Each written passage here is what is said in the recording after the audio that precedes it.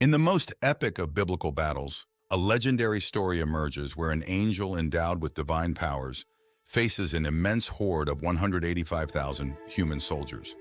This angel descended from the heavens with a divine mission to protect a kingdom threatened by an innumerable invading army. Today, I will share all the details of this impressive biblical story. So please leave a like, subscribe to the channel, and stay with us until the end of the video. Everything begins during the reign of King Hezekiah in the ancient kingdom of Judah. King Hezekiah, son of King Ahaz, ascended to the throne of Judah at the age of 25. According to the Bible, his reign lasted about 29 years, beginning during a tumultuous period. Hezekiah emerged as one of the most virtuous and reformist leaders in biblical history. He undertook a series of religious and political reforms aimed at restoring the worship of the God of Israel and eliminating the idolatry that had spread throughout the nation. The purification of the temple during Hezekiah's reign was a crucial event in Judah's history. Amid spiritual decline, Hezekiah summoned priests and Levites to remove idols and impurities from the temple, restoring its sanctity. Worship was restarted with a solemn celebration of Passover and the abundant offering of sacrifices.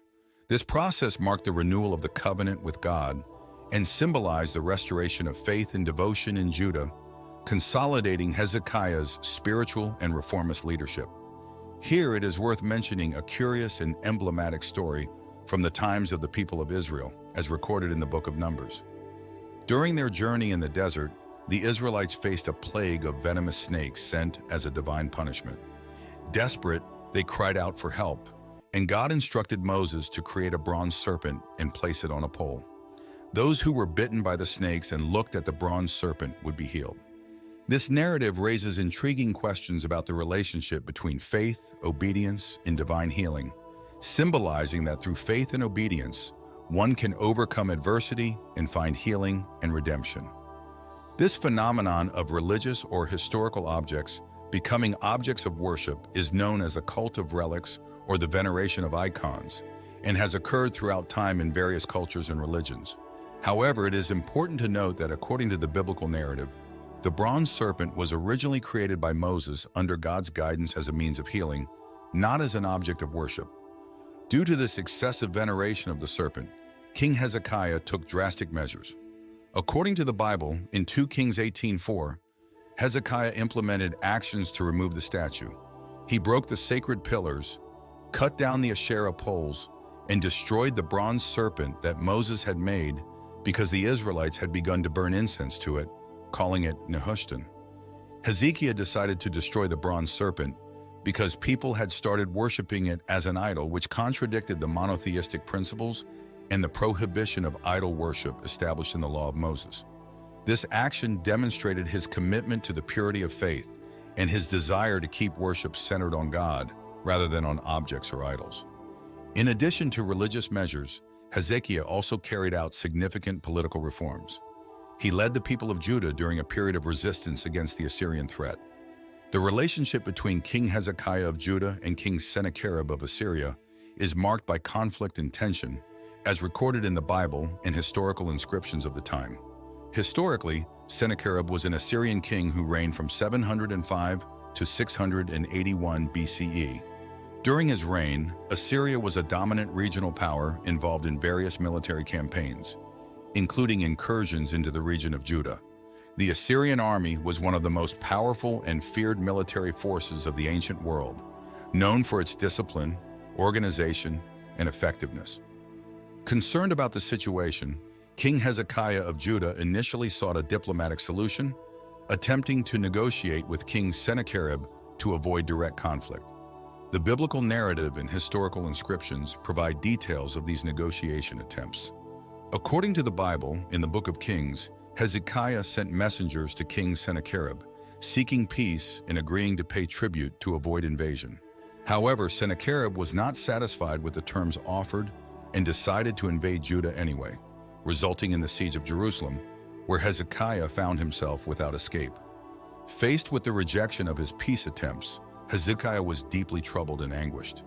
He received a threatening letter from Sennacherib, mocking God and threatening Jerusalem's destruction.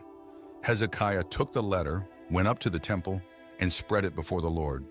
In his distress, he tore his clothes as a sign of mourning, grief, and despair. Tearing one's clothes was a common gesture in many ancient cultures, including Jewish culture, as a sign of distress, mourning, or repentance. After this act, Hezekiah sought divine guidance and sent messengers to the prophet Isaiah for advice and direction on how to handle the situation.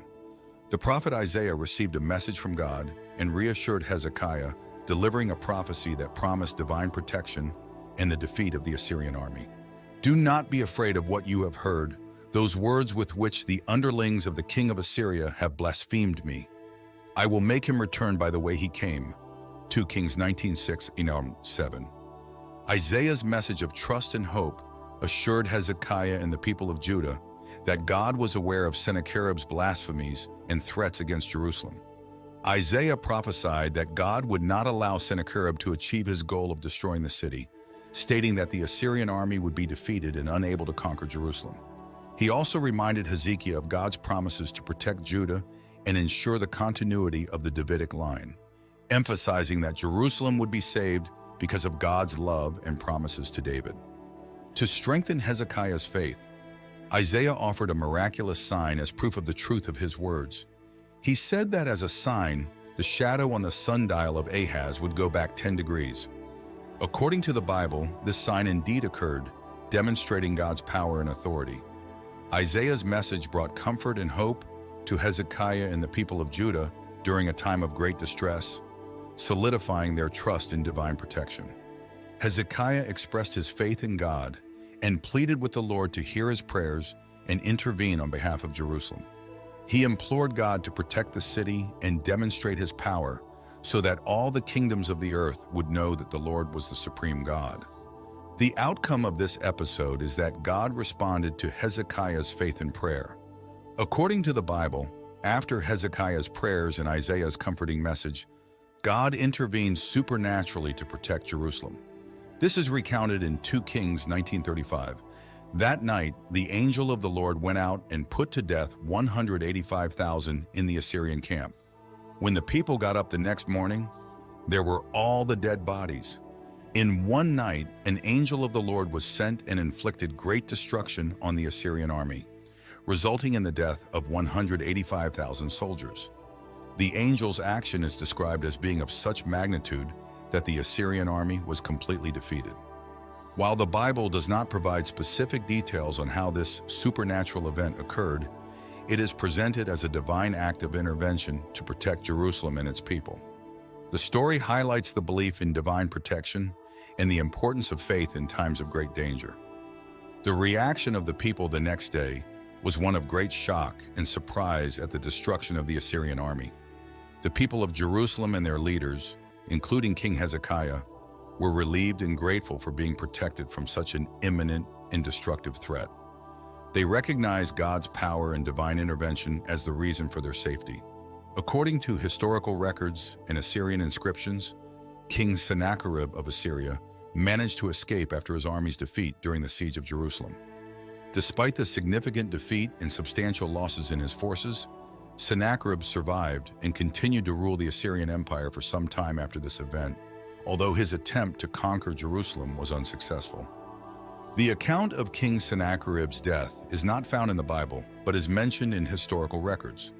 According to these records, Sennacherib was assassinated in 681 BCE under unclear circumstances. Assyrian inscriptions suggest that his son, Esarhaddon, conspired against him and carried out the assassination. The reasons for the assassination vary among historical sources, but it is possible that it was a power struggle within the royal family.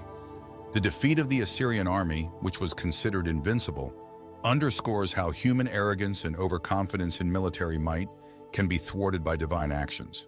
It teaches us that even when circumstances seem impossible, God can intervene and change the course of events in favor of his people, showing the importance of humility before God. As for Hezekiah, he continued to worship the God of Israel and promote religious reforms in the kingdom. Additionally, he fortified Jerusalem's defenses and expanded the city's infrastructure by building a new outer wall called the Siloam Wall to further strengthen the city against potential threats. However, Hezekiah faced health challenges during his reign. According to the Bible, he fell ill and was near death. Once again, Hezekiah expressed his faith in God and pleaded with the Lord to hear his prayers. In response, God healed him and granted him 15 more years of life, as recorded in the book of Isaiah 38. Hezekiah died after a reign of about 29 years, around 686 BCE, and was succeeded by his son Manasseh, who, unlike his father, ruled less righteously and reintroduced idolatry in Judah. I hope you enjoyed the video. Please subscribe to the channel, leave a like, and stay tuned for more fascinating stories.